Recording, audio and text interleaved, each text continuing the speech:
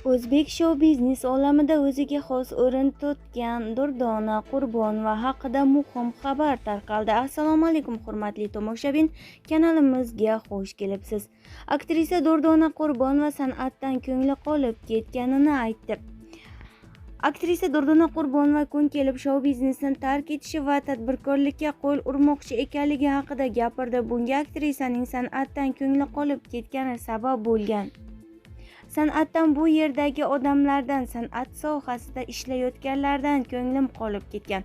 Kinolarni mas'uliyatsizlik bilan suratga olishadi. Odamlarning sifati yo'q filmlarni tomosha qilganlaridan keyin bizga bo'lgan hurmati yo'qoladi. Kinolarni qo'l uchida olgandan keyin saviyasi ham, sifati ham tushib ketadi, deydi aktrisa.